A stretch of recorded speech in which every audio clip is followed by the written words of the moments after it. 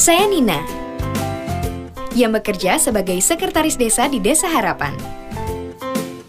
Sejak bulan Juli, saya mendapat mandat menjadi salah satu anggota tim penyusun rencana kerja pemerintah atau RKP Desa untuk tahun depan. Tim penyusun RKP Desa Harapan ini beranggotakan 11 orang.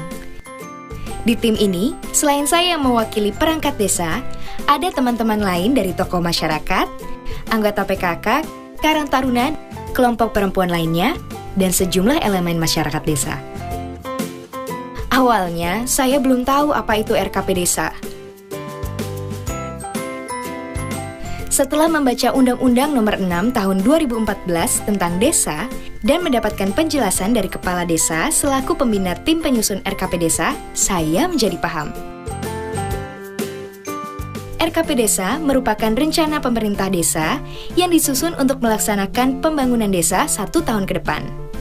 Ini termasuk perencanaan pembangunan untuk meningkatkan fasilitas kesehatan, pendidikan, pertanian, pengelolaan lingkungan hidup dan sumber daya alam, serta perekonomian guna meningkatkan kualitas hidup masyarakat di desa.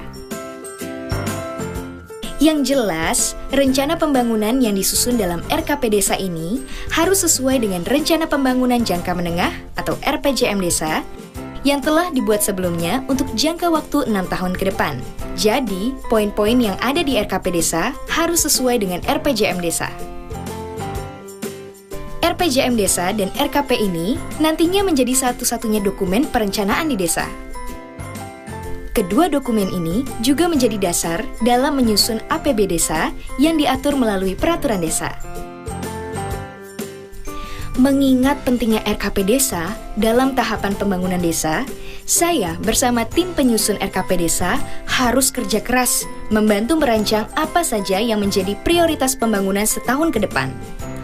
Program-program yang nantinya dimasukkan di RKP Desa ini juga harus disinkronkan dengan program pembangunan pemerintah kabupaten atau kota ataupun provinsi, biar bisa saling melengkapi. Selain RPJM Desa, tim penyusun RKP Desa juga harus mencermati kas desa yang didapat dari pendapatan asli desa, alokasi APBN, APBD, pajak dan retribusi daerah, dana perimbangan kabupaten atau kota, hibah, atau sumbangan pihak ketiga yang tidak mengikat, serta pendapatan desa lainnya yang sah. Termasuk pagu indikatif yang ada di APB Desa. Ini penting karena apa jadinya kalau rencana pembangunannya bagus tapi anggarannya kurang. Tim penyusun RKP pun harus membantu mengevaluasi APB Desa tahun sebelumnya agar program pembangunan bisa berjalan berkesinambungan. Yang tak kalah penting, tim penyusun RKP Desa juga harus memprioritaskan potensi desa seperti bidang pariwisata, perdagangan, perikanan, ataupun pertanian. Potensi desa yang ada bisa dijadikan alternatif untuk membentuk badan usaha milik desa biar bisa menambah pendapatan asli desa. Ini adalah data tentang berapa jumlah penduduk miskin, pengangguran, anak putus sekolah, penderita gizi buruk, ataupun kematian ibu, bayi, dan anak balita. Kalau jumlahnya meningkat drastis, RKP Desa bisa memfokuskan pada masalah tersebut. Misalnya, kalau ternyata tiba-tiba jumlah gizi buruk di suatu desa meningkat dengan pesat, tim penyusun RKP Desa bisa merancang program pembangunan fasilitas kesehatan atau penyediaan makanan bergizi. Walaupun di dalam RPJM Desa tidak ada, program tersebut bisa dimasukkan dalam RKP Desa karena masuk dalam kategori rawan dan butuh penanganan secara cepat.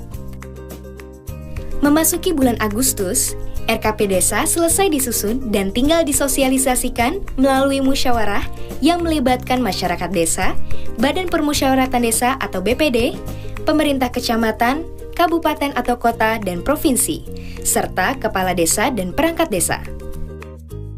Saya bersama tim penyusun RKP Desa bertugas membantu memfasilitasi pihak-pihak terkait tersebut untuk melakukan musyawarah desa ini.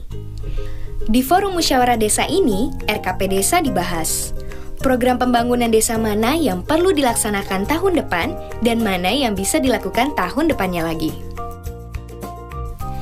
Setelah dimusyawarahkan, bulan September, RKP Desa dituangkan menjadi Rancangan Peraturan Desa tentang RKP Desa. Rancangan ini disepakati bersama oleh Kepala Desa dan BPD paling lambat bulan Oktober tahun berjalan. Lalu, rancangan ini disampaikan oleh Kepala Desa kepada Bupati atau Wali Kota melalui camat paling lambat 3 hari sejak disepakati untuk dievaluasi. Bupati atau Wali Kota pun dapat mendelegasikan evaluasi rancangan peraturan desa ini kepada camat. Nah, baru setelah dirasa memenuhi syarat, peraturan desa tentang RKP Desa dapat ditetapkan paling lambat tanggal 31 Desember tahun anggaran berjalan. Setelah disahkan, peraturan ini bisa dijalankan untuk 1 tahun ke depan, yakni mulai bulan Januari hingga Desember.